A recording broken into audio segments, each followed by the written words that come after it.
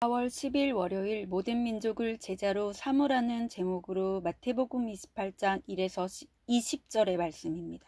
사랑의 하나님 감사합니다. 부활절을 지나고 새로운 한 주를 맞게 하시니 감사합니다. 이 시간에 하나님의 말씀이 들리고 복음이 들리기 원합니다. 말씀대로 믿고 살고 누리는 인생이 되게 하시며 이 시간에도 우리와 함께하여 주시옵소서. 감사드렸고 예수님의 거룩하신 이름으로 기도드립니다. 아멘. 본문의 말씀입니다. 여자들이 갈 때 경비병 중 몇이 성에 들어가 모든 된 일을 대제사장들에게 알리니 그들이 장로들과 함께 모여 의논하고 군인들에게 돈을 많이 주며 이르되 너희는 말하기를 그의 제자들이 밤에 와서 우리가 잘 때에 그를 도둑질하여 갔다 하라. 만일 이 말이 총독에게 들리면 우리가 권하여 너희로 근심하지 않게 하리라 하니 군인들이 돈을 받고 가르친 대로 하였으니 이 말이 오늘날까지 유대인 가운데 두루 퍼지니라. 11 제자가 갈릴리에 가서 예수께서 지시하신 산에 이르러 예수를 배웁고 경배하나 아직도 의심하는 사람들이 있더라. 예수께서 나와 말씀하여 이르시되 하늘과 땅의 모든 권세를 내게 주셨으니 그러므로 너희는 가서 모든 민족을 제자로 삼아 아버지와 아들과 성령의 이름으로 세례를 베풀고 내가 너희에게 분부한 모든 것을 가르쳐 지키게 하라. 볼지어다 내가 세상 끝날까지 너희와 항상 함께 있으리라 하시니라. 아멘. 도움말입니다. 14절에 우리가 권하여는 유대 지도자들이 총독을 회유하고 설득하겠다는 뜻입니다. 16절에 11 제자는 가룟 유다를 제외한 예수님의 제자들. 16절에 예수께서 지시하신 산은 이스라엘 골짜기 북서쪽 끝 갈릴리 호수 서남쪽 20km 지점에 있는 해발 588m의 다볼산이며 유대 전승에 의하면 변화산이라고도 일컬어집니다. 본문 요약입니다. 예수님의 부활 소식을 들은 대제사장들이 군인들을 매수하여 예수의 시체를 제자들이 도둑질에 갔다고 알리라고 합니다. 제자들은 갈릴리에서 예수님을 만나 경배합니다. 예수님이 그들에게 모든 민족을 제자로 삼으라. 내가 세상 끝날까지 너희와 함께 있으리라고 하십니다. 오늘의 중보기도입니다. 교사들이 학생들에게 정직의 본을 보이게 하시고 학생들을 진리를 배워 거짓을 멀리하게 하옵소서. 아멘. 본문 해설입니다. 첫 번째, 거짓을 도모하는 이들. 11에서 15절의 내용입니다. 여인들이 예수님의 부활 소식을 전하러 갈 때 경비병들도 이 사실을 대제사장들에게 알립니다.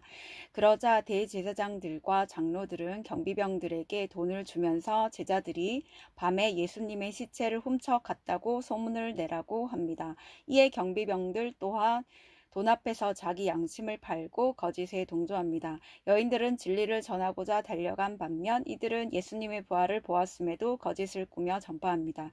예수님에 대한 불신은 자신의 이해타산만을 생각하고 눈치를 보면서 거짓을 행하게 합니다. 적용 질문입니다. 나는 이해타산 때문에 믿음을 저버리고 거짓을 말하거나 행하지는 않습니까? 두 번째, 의심하는 사람들. 16에서 17절의 내용입니다. 11 제자는 갈릴리에 가서 예수께서 지시하신 산에서 예수님을 만납니다. 하지만 살아계신 예수님을 가까이서 뵙고도 의심하는 사람들이 있습니다. 의심하다는 불신한다는 뜻보다 주저하다, 동요하다는 의미입니다. 예수님은 십자가를 지시기 이전에 부활을 예언하셨지만 그 말씀을 온전히 믿지 않고 믿음과 불신 사이에서 흔들리는 이들이 있었습니다. 내가 찾아온 사건에서도 말씀을 믿지 않고 주저하거나 동요한다면 부활의 주님을 의심하는 마음이 있기 때문입니다. 적용 질문입니다. 내가 감당해야 할 주님이 지시하신 일은 무엇입니까? 사건 가운데 말씀을 온전히 믿지 않고 의심하지는 않습니까? 세 번째, 제자의 사명. 18에서 20절의 내용입니다. 부활하신 예수님이 제자들에게 모든 민족을 제자로 삼아 세례를 베풀고 주님이 분부한 모든 것을 가르쳐 지키게 하라고 하십니다. 하늘과 땅의 모든 권세를 가지신 예수님은 성도인 나에게도 그 권세를 주셨습니다. 주님이 나를 부르신 것은 주님을 모르는 영혼들에게 가서 그들을 제자로 삼고 세례를 주고 말씀을 가르쳐 지키게 하는 사명 때문입니다. 세상 끝날까지 나와 항상 함께 있겠다고 하신 약속을 믿고 주님이 주신 권세와 능력으로 부름 받은 자로 살아가는 것이 제자의 사명입니다. 적용 질문입니다. 나는 주님을 모르는 사람을 그분의 제자로 삼으려 합니까?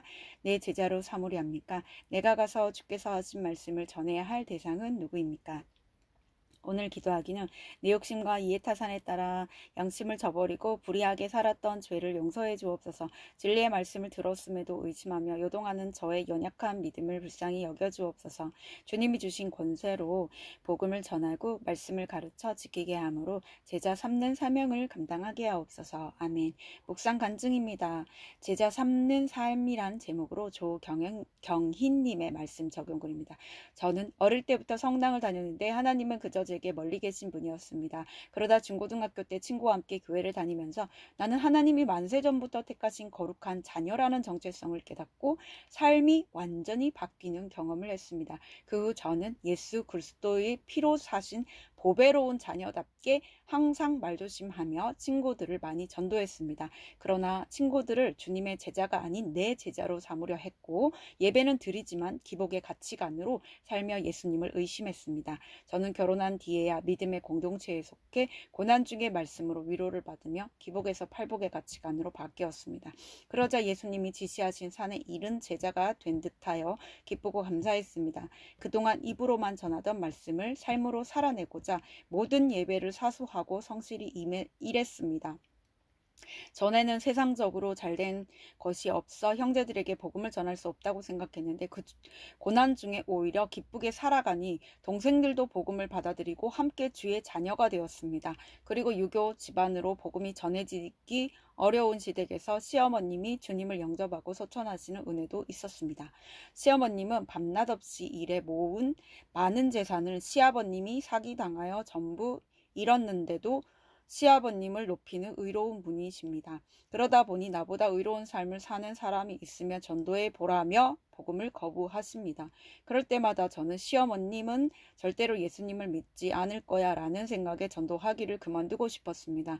그러나 제가 죄인의 입장이 아닌 의인의 입장으로 다가가 시어머님을 전도하려고 한 것이 오히려 복음 전파를 회방한 일임이 깨달아져 회개하게 됩니다. 항상 함께 있겠다고 약속하신 예수님의 말씀을 기억하며 시어머님의 구원을 위해 끝까지 복음 전하는 제자의 삶을 살겠습니다.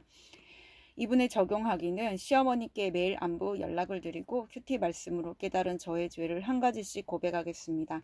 믿지 않는 신우이에게 큐티인과 신앙 서적을 보내겠습니다. 입니다.